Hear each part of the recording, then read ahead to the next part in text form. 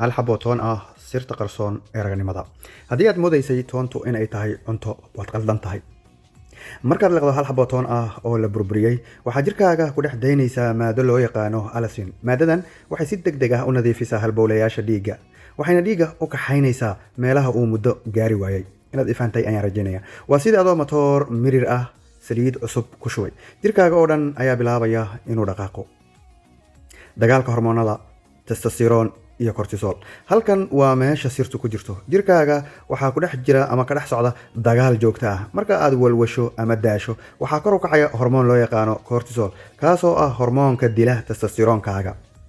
toontu waxay u shaqaysaa sidii nabadoon awood leh. waxay hoos u dhigtaa cortisolka, waxayna albaabada u furtaa in testosteronkaagu uu kor u kaco ilaa heerka ugu sarreeya ee dabiiciga ah. macnaha cortisolka cadowga ayuu ku yahay testosteronka. toontuna waxa ay testosteronka ka ilaalinaysaa in cortisolku uu soo weeraro.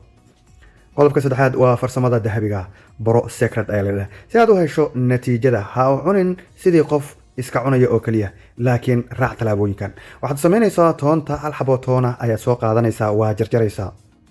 marka hore kama cunaysid markaa jirto 10 daqiiqo ayaa sugaysaa, weel ayay kugu jirtaa. 10 daqiiqo waxaa dhacaysa in maadada allicin ee toonta ku jirto ay banaanka ay timaado. kadib waxaad samaysaa galaas ayaa soo qaadanaysaa, biyo yar ayaa ku shubanaysaa. toontii sida kaniini ayaad u laqaysaa.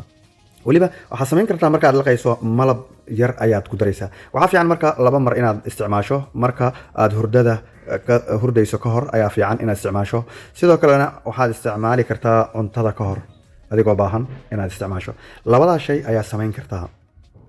sidee marka iskugu keenaysaa labadaas shay? waa marka hore inaad samayso cashadoo kale inaad cunto maqribkii 3 saac ama 4 saac markaas xarabtana aad toonta isticmaasho, malab yarna aad ka dabageyso.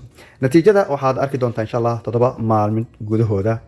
maalinta koowaad ilaa maalinta 3aad waxaad dareemi doontaa firfircooni maskaxda ah iyo attentionkaagii hore inuu soo laabtay. qof maskaxdiisu furan tahay, attentionkiisa joogo inaad noqoto. maalinta labaadna shanaadna waxaa dhacaysa in hurdadaadu ay noqoto mid tayo leh. waxaad soo tusi doontaa adigoo dareemaya awood iyo firfircooni. maalinta 7aad waa maalinta ugu dambeysa. waxaad arki doontaa adigoo kalsooni buuxda isku qaba, xoog badan haysta, raganimadaaduna ay u muuqato sidii qof hadda dhashay. ha sugin berri, ha sugin saacad kale. dunida kuma sugayso, sidoo kale dunidana ma qiimayso ragga jilicsan. xataa gurigaaga lagama qiimayn doono.